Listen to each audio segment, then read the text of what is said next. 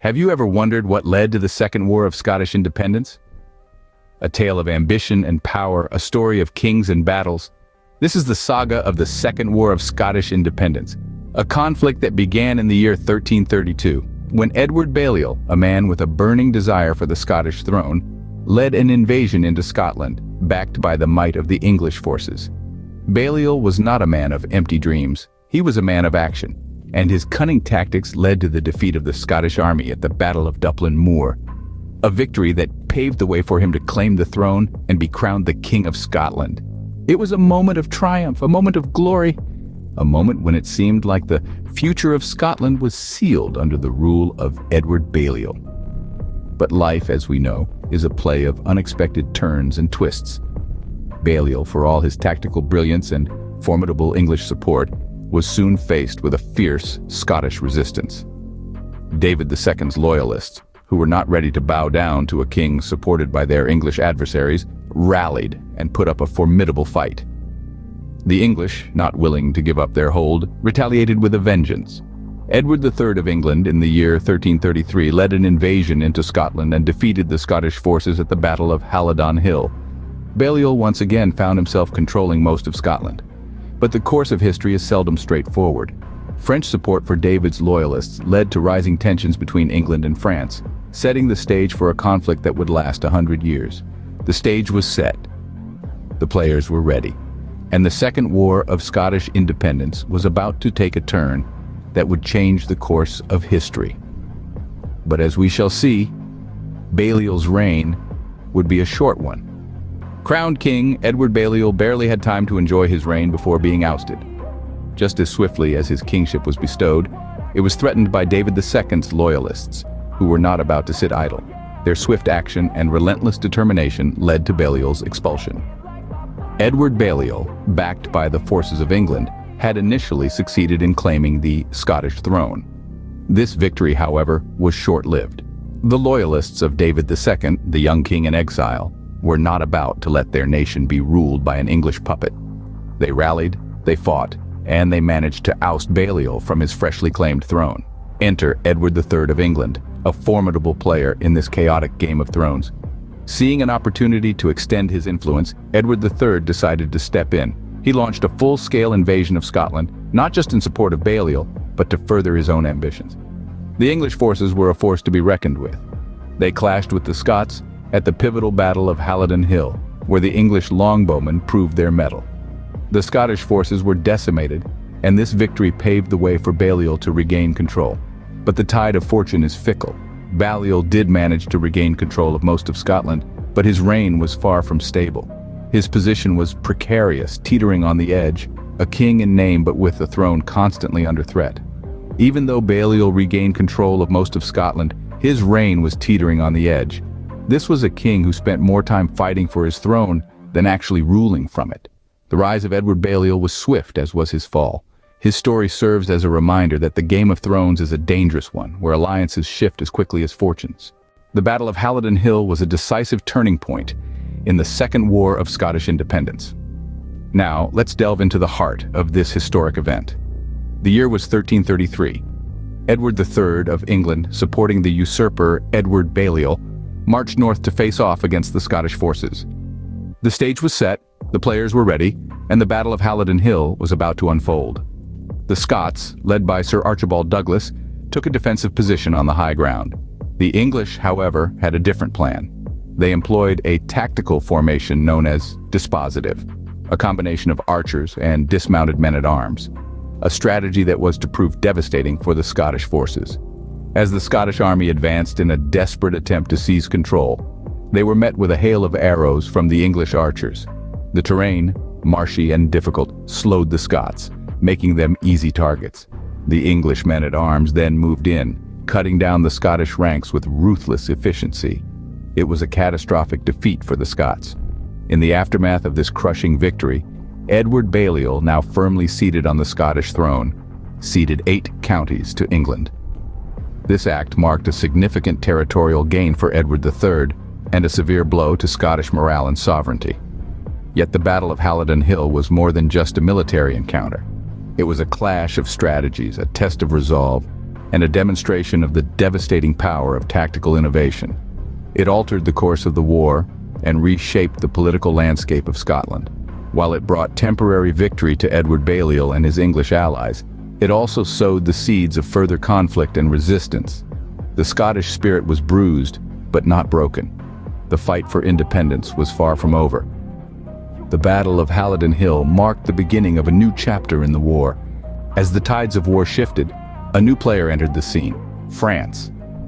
As the Second War of Scottish Independence was unfolding, there was a significant twist in the tale. France, a formidable power, began to show an interest in the conflict.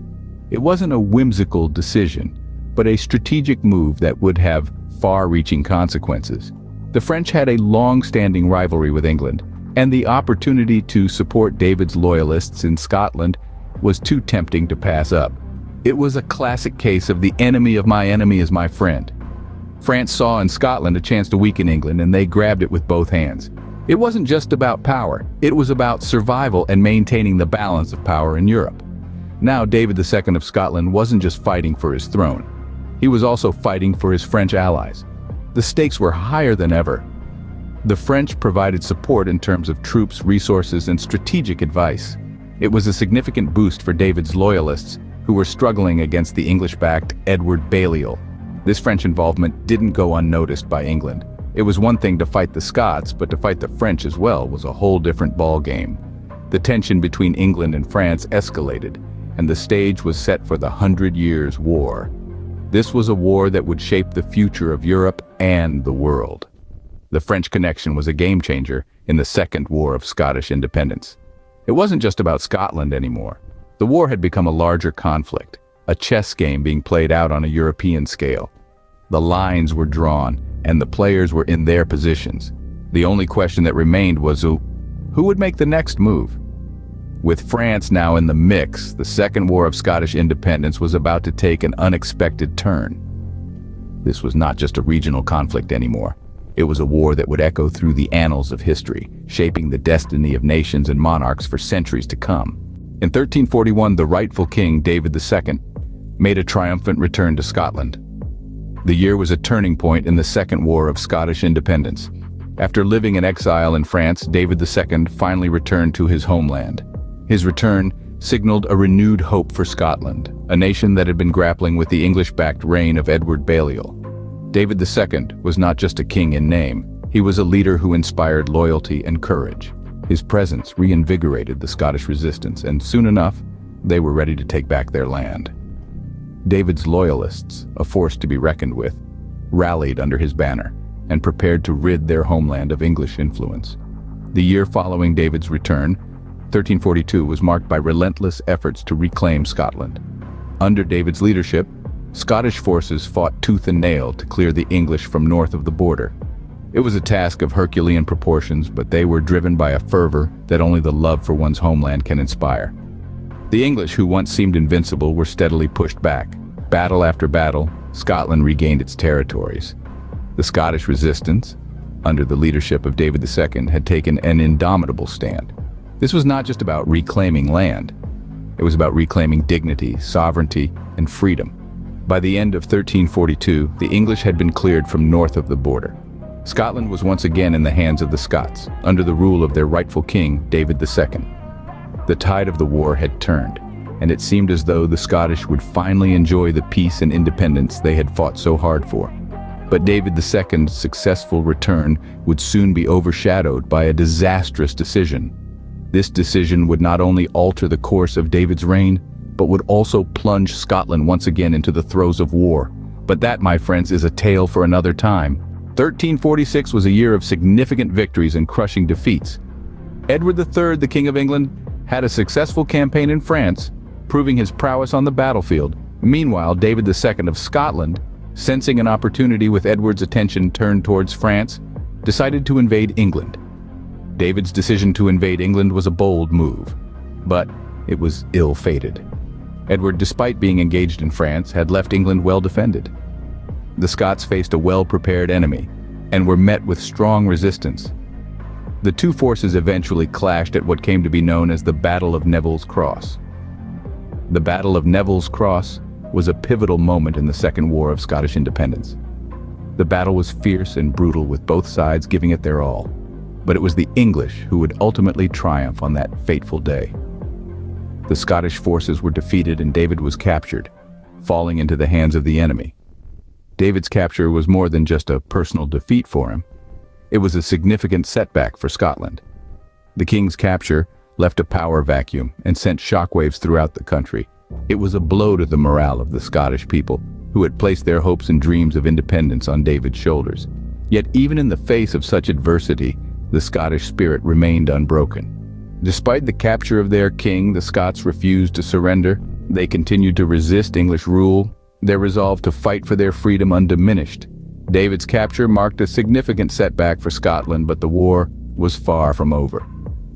The Battle of Neville's Cross was not the end of the Second War of Scottish Independence, but merely a dark chapter in the long struggle for freedom. David's capture was a blow, but it was not the knockout punch that England had hoped for. The Scots were down, but they were not out, and they would continue to fight for their independence until the very end. The Second War of Scottish Independence continued with intermittent fighting until a treaty brought an end to the war. The capture of David II at the Battle of Neville's Cross left Scotland in a precarious state. Chaos ensued as the throne was left vacant, and the country was riddled with sporadic skirmishes and political unrest.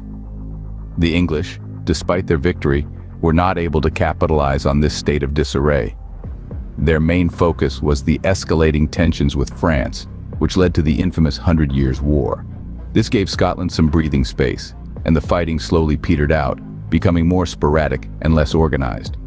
As the dust settled, the need for a formal resolution became increasingly apparent. And so, in the year of 1357, the Treaty of Berwick was signed.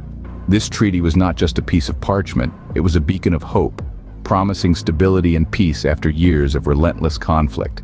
The terms of this treaty were manifold, but its crux lay in the release of David II. In exchange, Scotland agreed to pay a hefty ransom to England.